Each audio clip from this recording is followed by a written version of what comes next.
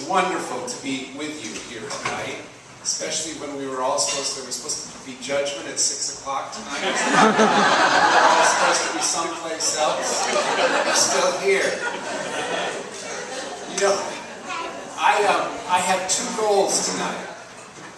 If you've already made your pledge and you're quite tickled with it, my goal is that you're going to go back to Noah and the members of the Finance Committee and you're going to say, actually, we could do a little more.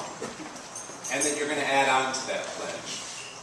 And if you haven't pledged, my bet is that you came in here with a figure in mind tonight. My hope is that you'll just double that. Just boost that up. And if it means that you got to pray some more about it, then pray.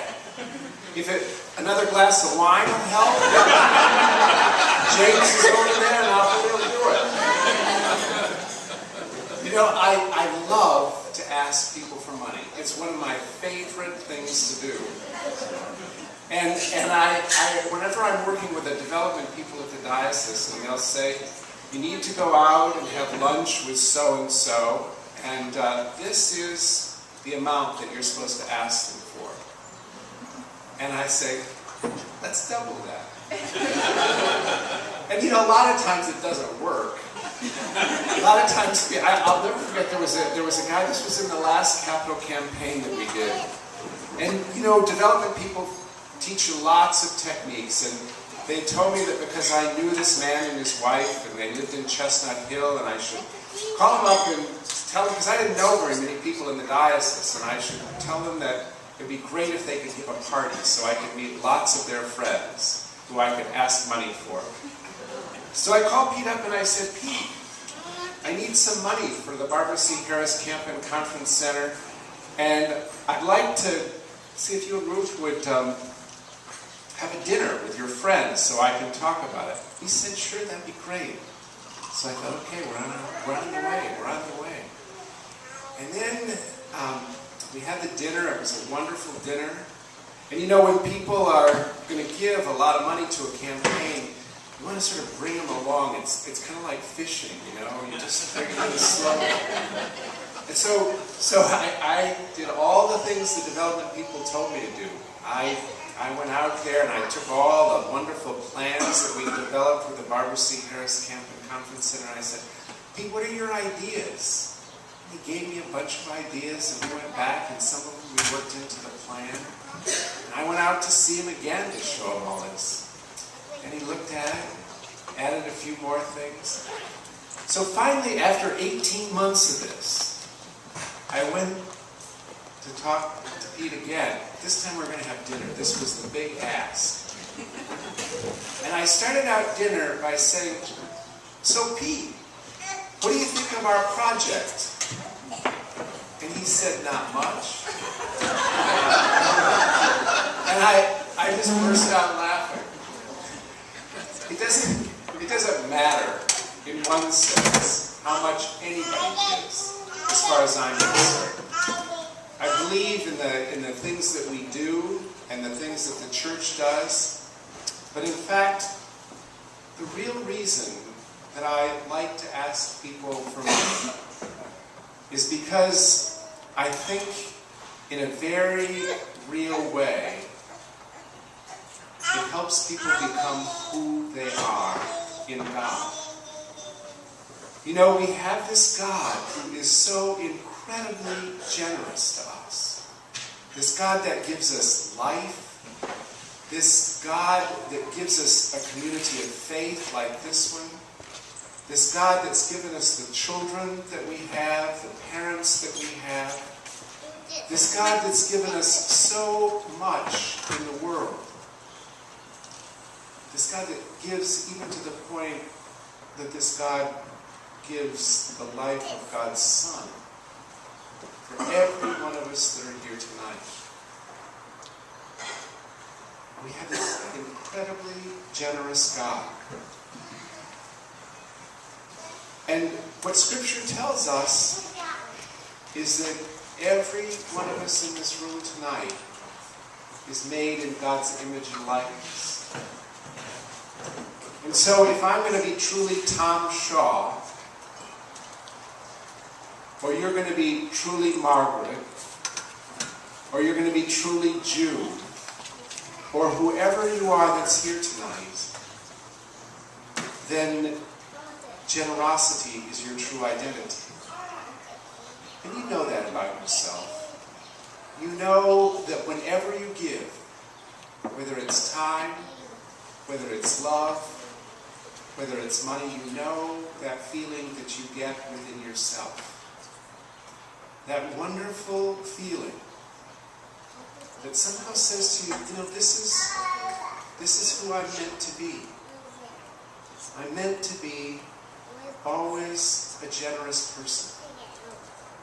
And if I can invite somebody into that, invite them into their true identity, then I think that that's part of my job as a priest, as a bishop.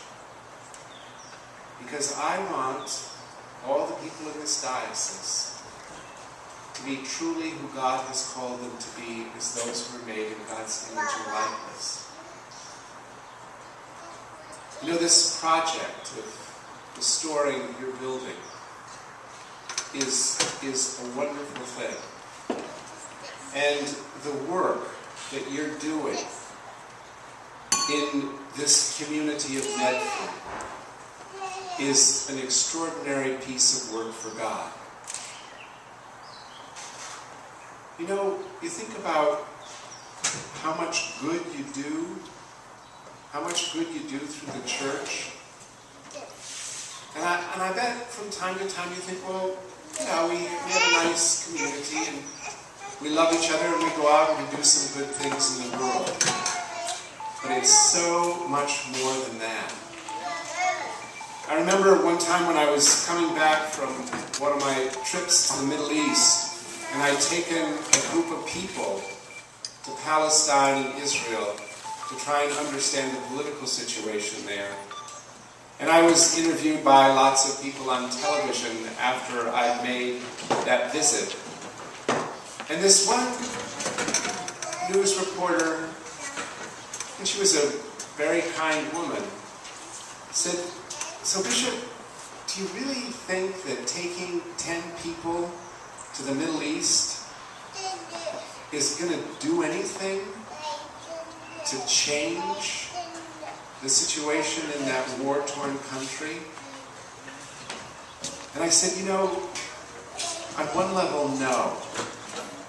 I don't think that our visit is going to turn things around in the next month or so. But I said, in another way, in a deeper way, I think that visit will change things. Because I don't think that one person changes very much in this world. I think about somebody like Martin Luther King or Mahatma Gandhi. And they have done extraordinary things to change this world. But in fact, what they did and what they said, nothing would have happened unless there were hundreds and thousands and millions of people that heard their call and were willing to sacrifice in the ways that they could sacrifice to bring justice to a new level in the world. Major things with the environment, major things in our life are not going to change just because somebody gives a good speech or somebody protests something. The major changes come because ordinary people like us, in a little community like this, do our part. And what you've done here at Grace is extraordinary. You really are the kind of poster church for the diocese.